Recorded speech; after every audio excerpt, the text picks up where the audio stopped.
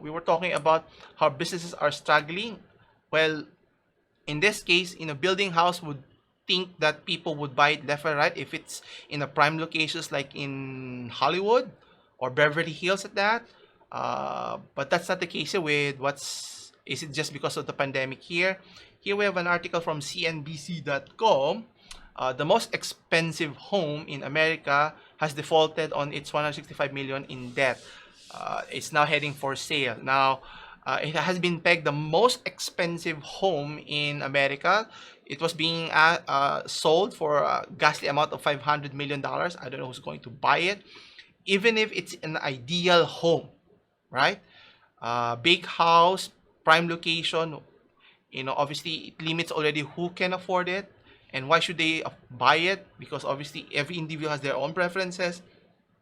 If I were in that place, I'd rather build that location from the ground up to my specification, not to developers' specification. But anyway, so the mega mansion we're talking about is in Los Angeles, which was listed for $500 million.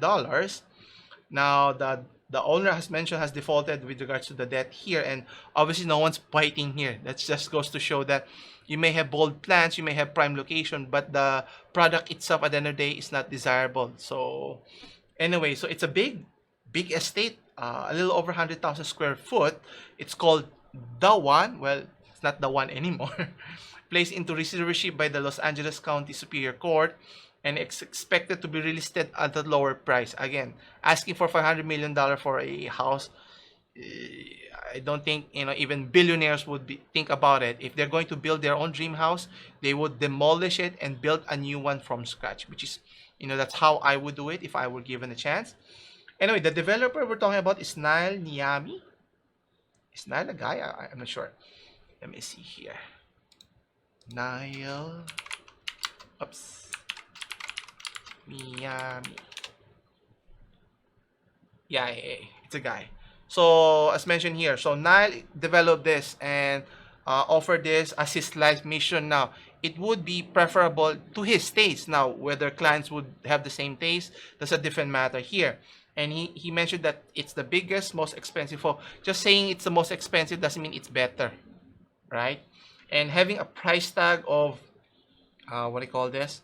Having a price tag of $500 million is not ideal here, and obviously issues with regards to delays and fundings has not helped its cause here.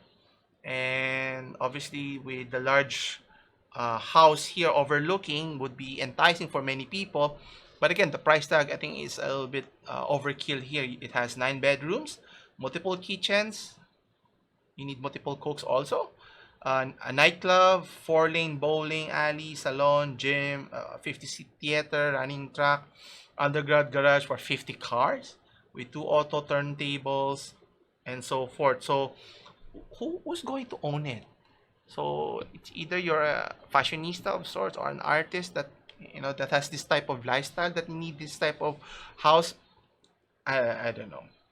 Now, obviously, in the case here, Niall is banking on that since there are a lot of people with a lot of money. But the question is, should they spend on this type of luxury there or extravaganza here? Which I tend to disagree, because as it shows that no one has bitten the bug of buying this product here or house, and no amount of marketing that you do here, which I think they did, right? Yeah.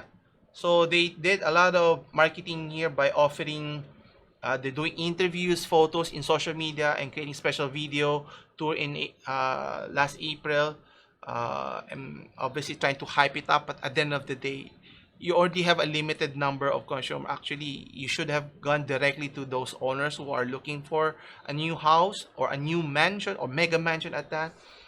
Well, it's the wrong strategy trying to cater to look nice for the public, but at the end of the day, the buyer is only limited to maybe, let's say, less than 10, I think. Anyway, it's unclear whether the property will still sell at an exorbitant price. I think it would go down tremendously or even lower. And what's interesting here, even a billionaire like Jeff Bezos bought a house, a Warner Estate in Beverly Hills for the sum of 165 million. That's nowhere near $500 million. So obviously it has to make sense, even if you're filthy rich. But it is my take here. uh, and especially with the current climate here, people are apprehensive of spending a lot of their hard-earned money just to buy a house, whether that's their taste or not. And you know it's a big risk, it's a big reward if you're able to sell it, but in this case, well, it wasn't on their side here. Anyway,